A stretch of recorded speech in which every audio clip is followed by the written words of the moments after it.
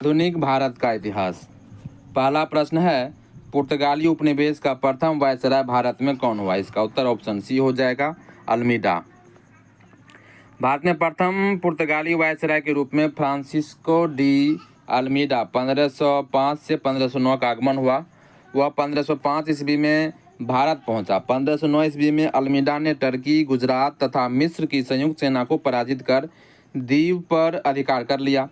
द्वीप पर कब्जा के बाद पुर्तगाली हिंद महासागर में सबसे अधिक शक्तिशाली हो गए। उसने अंजदीप में किला बनवाया और पुर्तगालियों के हित में कोचीन की राजगद्दी के उत्तराधिकार की समस्या समाधान किया। अगला प्रश्न है दूसरा कि बंगाल की खाड़ी में समुद्री डकैती हेतु हुगली का उपयोग कौन करता था? ऑप्शन सी हो जाएगा, पुर्तगाली। पुर्तगालियों द्वारा हुगली को बंगाल की खाड़ी में समुद्री लूटपाट के लिए अड्डे के रूप में इस्तेमाल किया जाता था। अगला प्रश्न है तीसरा कि निम्नलिखित अंग्रेजों में किसे जहांगीर ने खान की उपाधि से सम्मानित किया था? ऑप्शन ए हो जाएगा, हॉकिंस को। इसकी व्याख्या देखते हैं। हॉकिंस ईस्ट इंडिया कंपनी का एक कर्मचारी तथा व्यापारी था। वह बादशाह जहांगीर के नाम इंग्लैंड के राजा जेम्स प्रथम का पत्र लेकर 1608 ईस्वी में सूरत पहुंचा। अप्रैल 1608 में वह आगरा में मुगल सम्राट जहांगीर से भेंट की। जहांगीर ने हॉकिंस को 400 का मनसब तथा फिरंगी खां अथवा इंग्लिश खान की उपाधि दी थी। चौथा प्रश्न है कि भारत में 1612 में अंग्रेजों ने अपनी पहली फैक्ट्री कहाँ स्थापित की थी? तो ऑप्शन डी हो जाएगा, सूरत में।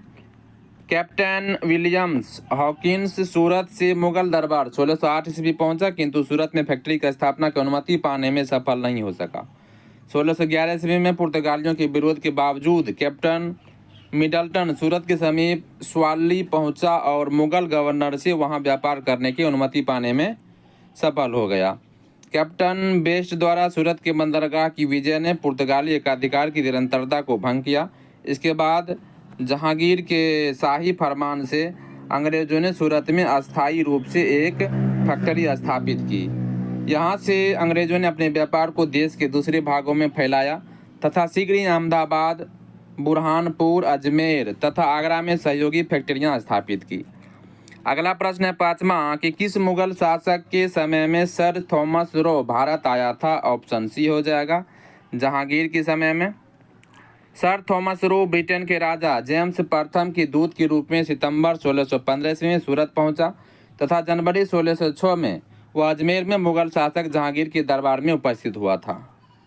छठा प्रश्न है कि डच ईस्ट इंडिया कंपनी ने किस वर्ष अपनी फैक्ट्री पटना में स्थापित की? ऑप्शन बी हो जाएगा, 1632 ईस्वी में। पटना डिस्ट्रिक्ट गजेटियर इतिहास की किसी मानक पुस्तक या अन्यत्र 1632 ईस्वी में पटना में डच फैक्ट्री की स्थापना का कोई प्रमाण हमें नहीं प्राप्त हो सका, किंतु बिहार लोक सेवा आयोग द्वारा निरंतर यह प्रश्न पूछा जाता है और इसका उत्तर 1632 ईस्वी है। अब अगला प्रश्न देखते हैं और व्याख्या की कुछ अप्रमाणित स्रोत में यह प्राप्त होता है कि सर्वप्रथम डचों ने पटना कॉलेज की उत्तरी इमारत में 1632 में डच फैक्ट्री की स्थापना की। इनकी रुचि सूती वस्त्र, चीनी, सोरा, अफीम आदि से संबंधित व्यापार में थी। सातवां प्रश्न है कि निम्नलिखित में से प्रथम कर्नाटक युद्ध का कौन सा तत्कालीन कारण था? तो ऑप्शन डी हो जाएगा, अंग्रेजों द्वारा फ्रांसीसी जहाजों का अधिग्रहण। कर्नाटक का प्रथम युद्ध 1746 से 48 ऑस्ट्रिया के उत्तराधिकार युद्ध, जो 1740 ईस्वी में आरंभ हुआ था, का विस्तार मात्र था। गृह सरकारों की आज्ञा के विरुद्ध ही दोनों दलों अंग्रेज व फ्रांसीसी में 1746 में युद्ध प्रारंभ हो गया।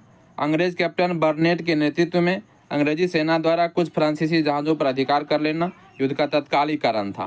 प्रथम कर्नाटक युद्ध के समय ही कर्नाटक के नवाब अनवरुद्दीन ने महफूज खां के नेतृत्व में 10,000 भारतीय सेना को फ्रांसीसियों पर आक्रमण करने के लिए भेजा।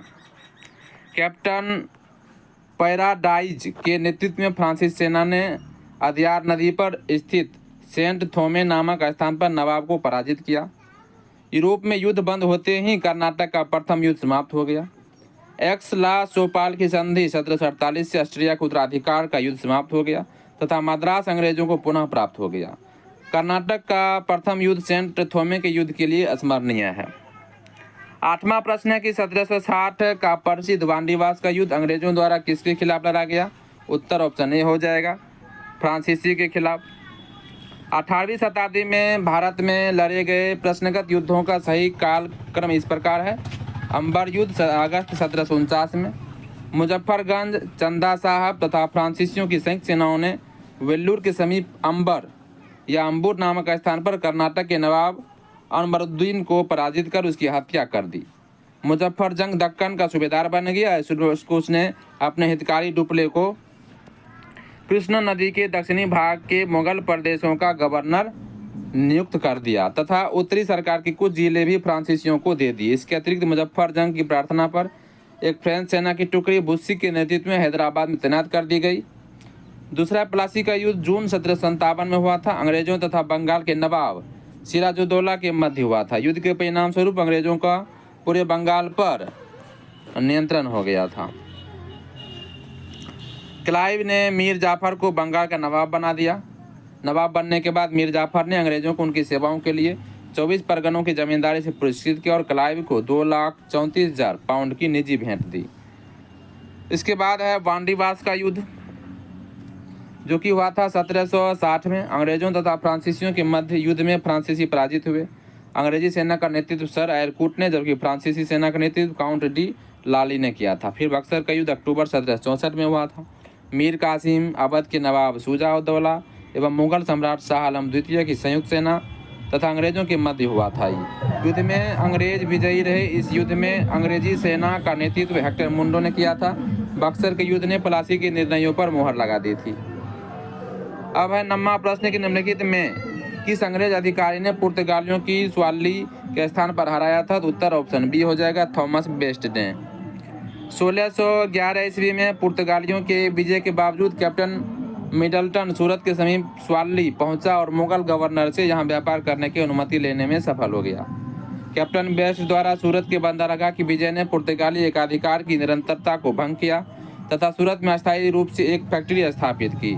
यहाँ से अंग्रेजों ने अपने व्यापार को देश के दूसरे भागों में फैलाया और शीघ्र ही अहमदाबाद, बुरहानपुर, अजमेर तथा आगरा में सहयोगी फैक्ट्रियां स्थापित की। अगला प्रश्न है कि उस क्षेत्र की पहचान करें जहां से यूरोप वासियों को सर्वोत्तम सोरा और अफीम प्राप्त होता था। ऑप्शन ए हो जाएगा, बिहार से।